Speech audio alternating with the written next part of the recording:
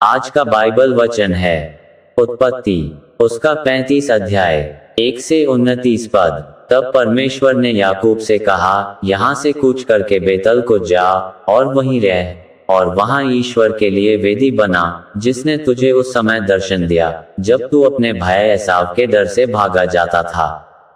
तब याकूब ने अपने घराने से और उन सब से भी जो उसके संग थे कहा, तुम्हारे बीच में जो पराये देवता हैं उन्हें निकाल फेंको, और अपने अपने को शुद्ध करो और अपने वस्त्र बदल डालो, और आओ हम यहाँ से कूच करके बेतल को जाएं। वहां मैं ईश्वर के लिए एक वेदी बनाऊंगा, जिसने संकट के दिन मेरी सुन ली, और जिस मार्ग से मैं चलता था उसमें मेरे संग रहा।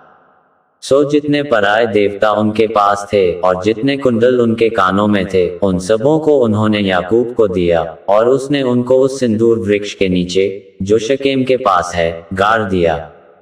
तब उन्होंने कूच किया, और उनके चारों ओर के नगर निवासियों के मन में परमेश्वर की ओर से ऐसा भय समा गया कि उन्होंने याकूब के पुत्रों का पीछा न किया। सो याकूब उन सब समेत जो उसके संग थे कनान देश के लूज नगर को आया। वह नगर बेतल भी कहलाता है। वहां उसने एक वेदी बनाई और उस स्थान का नाम एल बेतल रखा, क्योंकि जब वह अपने भाई के डर से भागा जाता था तब परमेश्वर उस पर वहीं प्रकट हुआ था। और रिबका की दूध पिलानेहारी धाय दबोरा मर गई, और बेतल के नीचे सिंदूर वृक्ष के तले उसको मिट्टी दी गई, और उस सिंदूर वृक्ष का नाम अल्लोनबकुत रखा गया। फिर याकूब के पद्दनराम से आने के पश्चात परमेश्वर ने दूसरी बार उसको दर्शन देकर आशीष दी, और परमेश्वर ने उससे कहा, अब तक तो तेरा नाम याकूब रहा है, पर आगे को तेरा नाम याकूब न रहेगा, तू इस्राएल कहलाएगा। फिर परमेश्वर ने उससे कहा, मैं सर्वशक्तिमान ईश्वर हूँ, तू फूले फले और बढ़े, और तुझसे एक जाति वरन जातियों की एक मंडली भी उत्पन्न होगी, और तेरे वंश में राजा उत्पन्न होंगे। और जो देश मैंने इब्राहिम और इसहाक को दिया है वही देश तुझे देता हूँ, और तेरे पीछे तेरे वंश को भी दूंगा। तब परमेश्वर उस स्थान में जहां उसने याकूब से बातें की उनके पास से ऊपर चढ़ गया। और जिस स्थान में परमेश्वर ने याकूब से बातें की वहां याकूब ने पत्थर का एक खंभा खड़ा किया और उस पर अर्घ देकर तेल डाल दिया। और जहां परमेश्वर ने याकूब से बातें की उस स्थान का नाम उसने बेतल रखा। फिर उन्होंने बेतल से कूच किया, और एप्राता थोड़ी ही दूर रह गया था कि राहेल को बच्चा जनने की बड़ी पीड़ा आने लगी। जब उसको बड़ी बड़ी पीड़ा उठती थी तब धाय ने उससे कहा, मत डर, अब की भी तेरे बेटा ही होगा।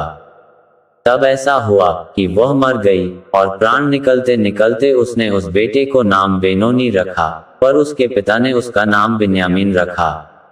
यों राहेल मर गई, और एप्राता अर्थात बेतलेहम के मार्ग में उसको मिट्टी दी गई। और याकूब ने उसकी कब्र पर एक खंभा खड़ा किया। राहेल की कब्र का वही खंभा आज तक बना है। फिर इस्राएल ने कूच किया और अदेर नाम गुम्मट के आगे बढ़कर अपना तंबू खड़ा किया। जब इस्राएल उस देश में बसा था तब एक दिन ऐसा हुआ कि रूबेन ने जाकर अपने पिता की रखेली बिल्हा के साथ कुकर्म किया, और यह बात इस्राएल को मालूम हो गई। याकूब के 12 पुत्र हुए। उनमें से लिया के पुत्र ये थे, अर्थात याकूब का जेठा रूबेन, फिर शिमोन, लेवी, यहूदा, इस्साकार और जबूलून। और राहेल के पुत्र ये थे, अर्थात यूसुफ और बिन्यामीन।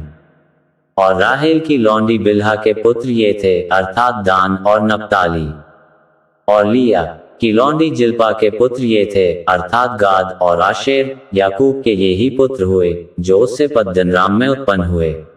और याकूब ममरे में जो करियतरबा अर्थात हब्रोन है, जहां इब्राहिम और इसहाक परदेशी होकर रहे थे, अपने पिता इसहाक के पास आया। इसहाक की अवस्था 180 बरस की हुई, और इसहाक का प्राण छूट गया और वह मर गया, और वह बूढ़ा और पूरी आयु का होकर अपने लोगों में जा मिला, और उसके पुत्र एसाव और याकूब ने उसको मिट्टी दी।